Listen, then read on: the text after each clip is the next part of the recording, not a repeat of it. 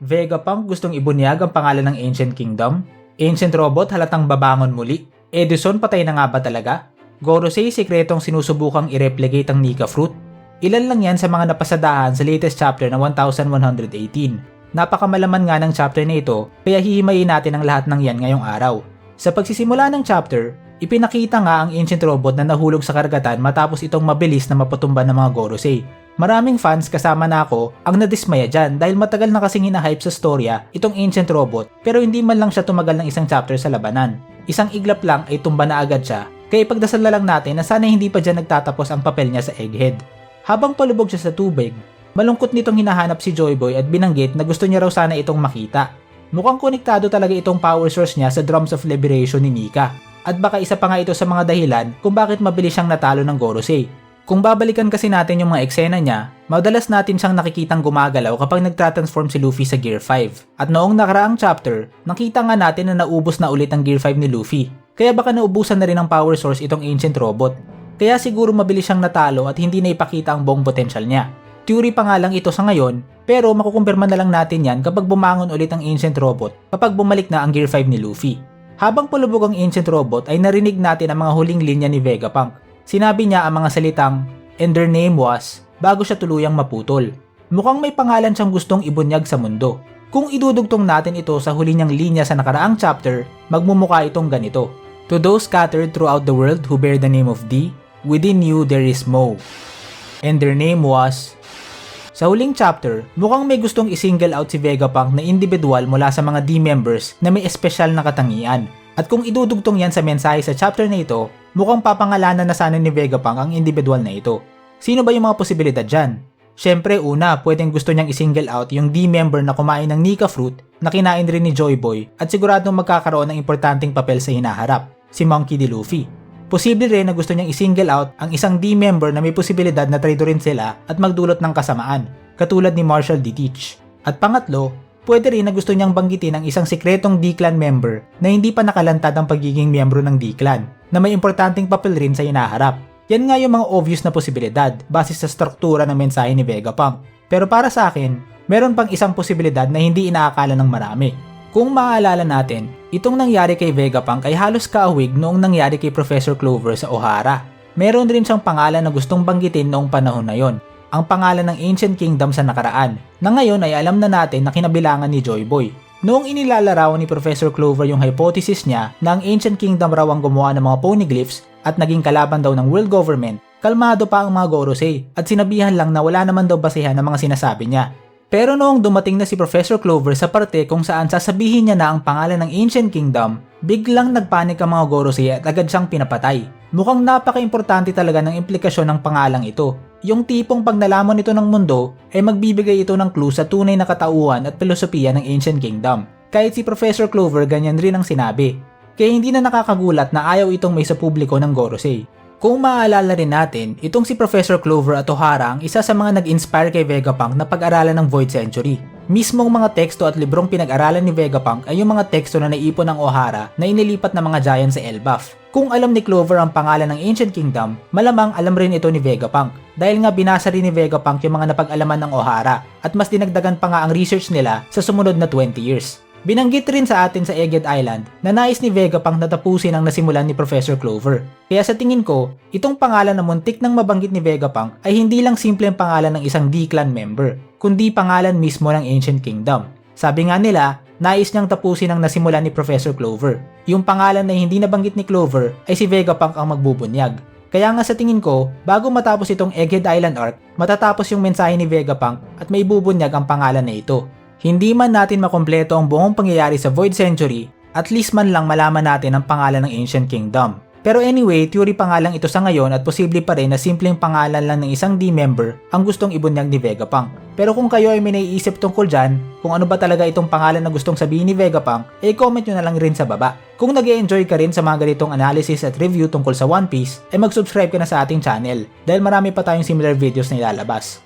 Balik naman tayo sa mga Gorosei. Pagkatapos nilang mapatumba ang Ancient Robot at mapatigil na ang mensahe ni Vegapunk sa mundo, malaya na nga sila para habulin yung mga susunod nilang mga target sa Egghead Island. Kung tatandaan natin yung sinabi ni Kizaru sa simula ng arc, ang pagpatay nga kay Dr. Vegapunk ang top priority nila.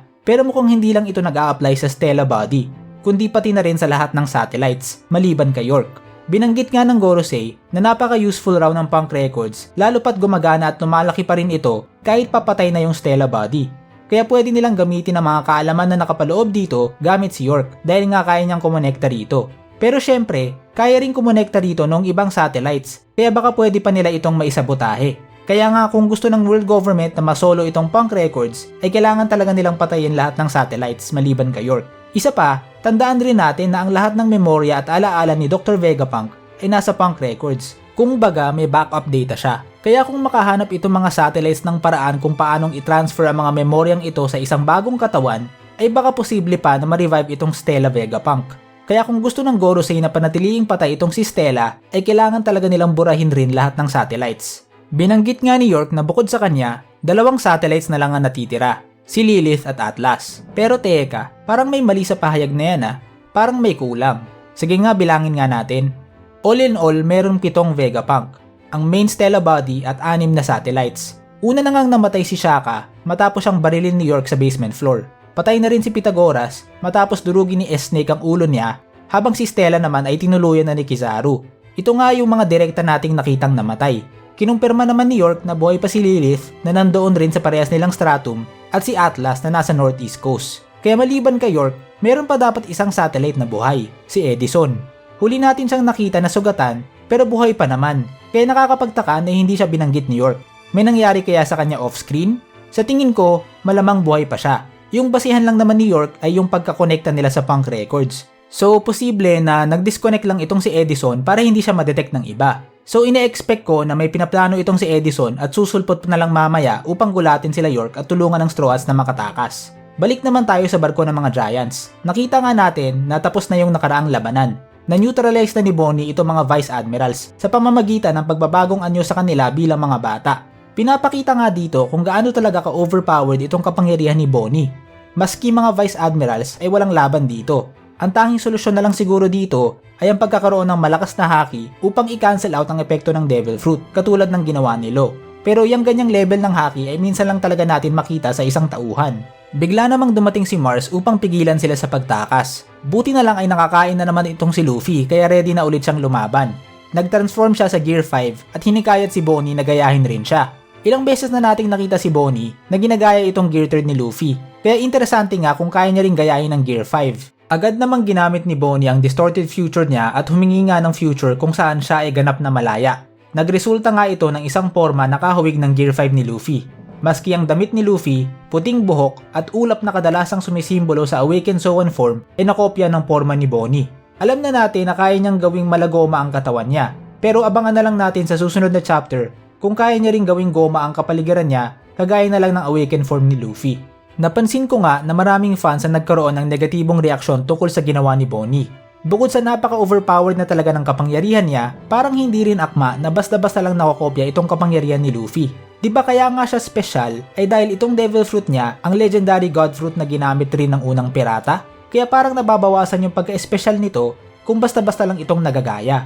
Pero paano kung may special rin na dahilan kung bakit kaya itong kopyahin ni Bonnie? Alam nga natin na itong kapangyarihan niya ay hindi resulta ng pagkain niya ng Devil Fruit, kundi resulta ng pag-eeksperimento sa kanya ng Gorosei at paglalagay ng Devil Fruit extract sa kanya. Hindi kaya itong eksperimento ng Gorosei ay hindi random na eksperimento lang, kundi sadya talaga nilang sinusubukang kopyahin ang kapangyarihan ng Nika Fruit? Alam naman natin na matagal na nilang sinusubukang kuhain ang original na Nika Fruit, pero lagi itong nakakatakas mula sa kanila.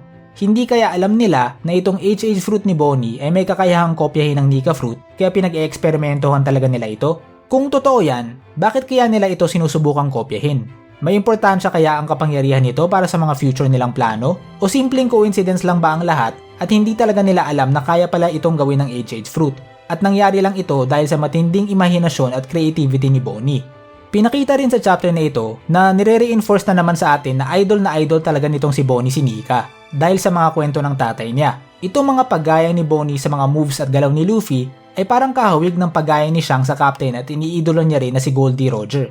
Bukod sa hindi rin siya kumain ng Devil Fruit kagaya nito ay kinokopya niya rin yung move niya na Divine Departure.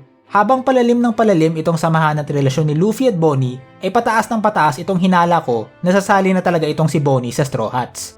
Noong nag-transform si Luffy ay natuwa na naman ang Ancient Robot dahil na-detect na naman niya ang presensya ni Joy Boy. So mukhang malapit na namang masagot yung mga una nating katanungan.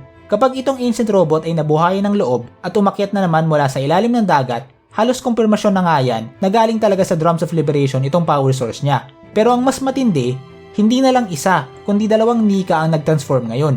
So kung may connection talaga kay Nika ang power source nito, hindi kaya mas lalo pa itong lumakas dahil dalawa na ang Nika? So kung dati ay isang iglap lang siyang tumagal laban sa Gorosei, ay baka makapalag na siya sa susunod. Or pwede rin naman na yun na talaga yung bubuga niya at puro monologue lang talaga ang ambag niya sa storya. Abangan na lang natin yan. Again, kung gusto mong malaman kung bakit sa tingin ko sasali na talaga itong si Bonnie sa Straw Hats pagkatapos ng Egghead, ay panoorin mo na lang ang video natin tungkol dyan.